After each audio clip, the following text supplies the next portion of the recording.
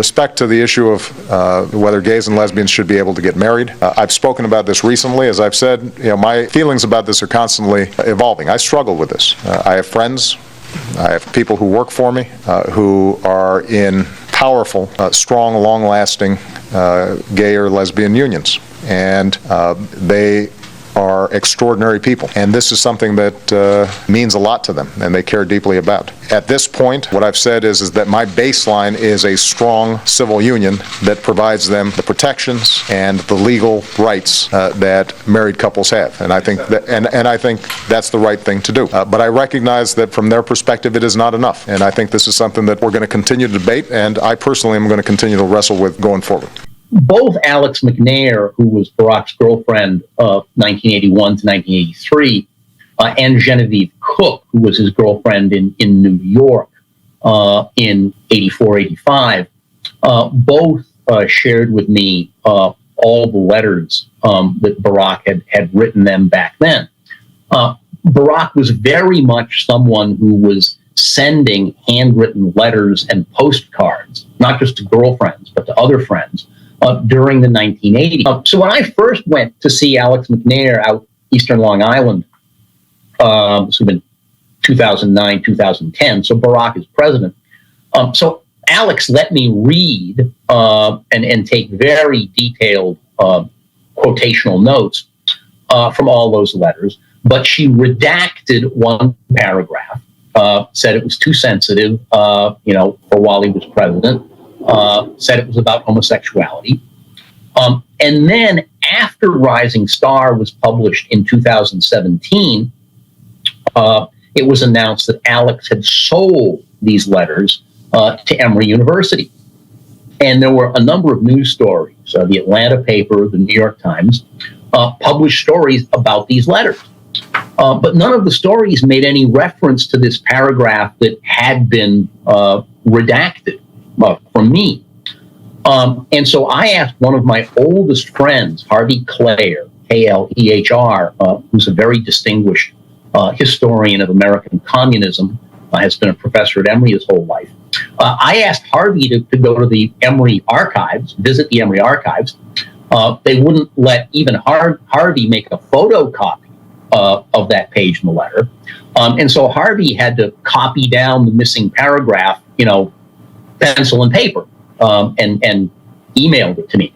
And so that language about Barack telling Alex that he regularly fantasized about relations with men, that's in the paperback edition of Rising Star, which was published in 2018. But I believe only one fairly obscure conservative website mentioned it at the time. So I'm frankly bemused that has been sitting in public view in the paperback of the book for over 5 years now, before most people decided they wanted to discover it.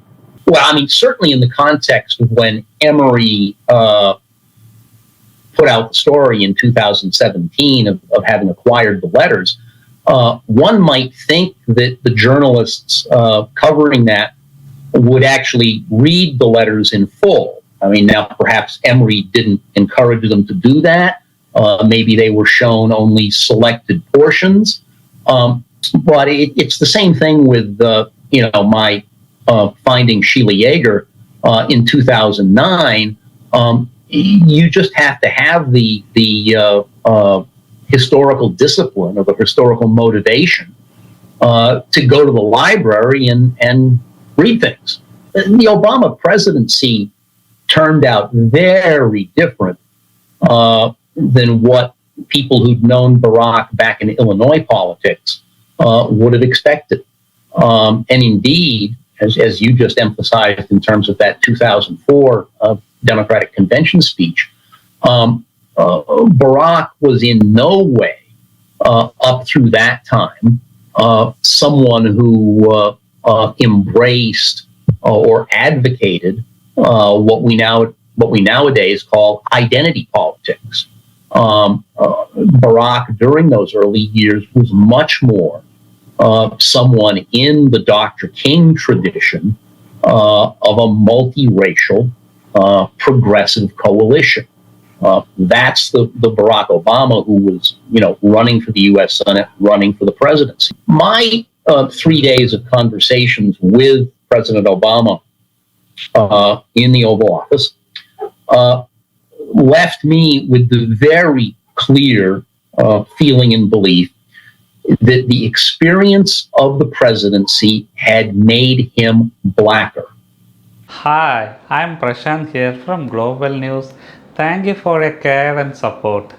That by 2016, he is much more consciously identifying as African American. When Barack first really came to successful attention as a presidential candidate in early 2008, I was intrigued, and so I was living in Britain at that time.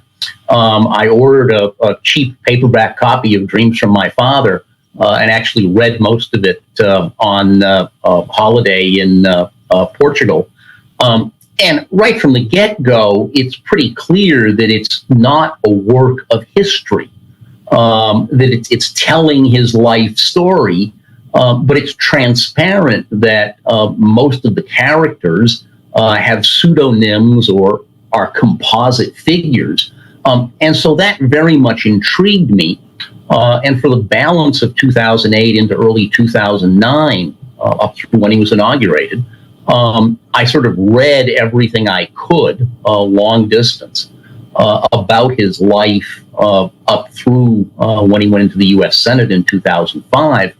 And then in March of 2009, I made the decision to start doing interviews focused on his years as a community organizer in Chicago, 1985 to 1988, because that's really the centerpiece of Dreams from My Father. I mean, I wanted to solve this large number of mysteries as to who were these people that he'd worked with. And so my focus very much was on the organizers who hired and trained him, the local people in the far South Side community with whom he worked. And so I did several years of legwork of tracking down people. For folks who are like living in a public housing development, they're not the easiest people in the world to find. If you've gone to Harvard Law School, as Barack did, it's pretty easy to find Harvard Law School classmates. But that work on the far South Side, finding these people who knew him as a young man, before he got into politics, was deeply rewarding. Some of these folks had spoken to a reporter or two, but many of them had not been found. During most of that time that Barack was working down in Roseland and Altgeld Gardens, he was living in Hyde Park, the integrated community around the University of Chicago.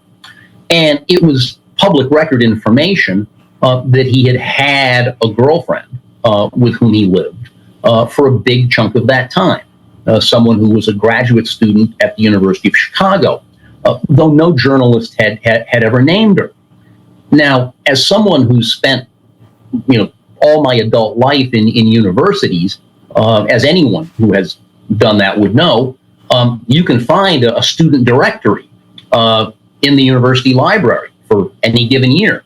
And so knowing Barack's address, the address at which he lived in those years, I had Alex Lerner, my young University of Chicago research assistant, go to Regenstein Library, pull the student directories for, 1986, 1987, 1988, and let's see who else lives at that particular address.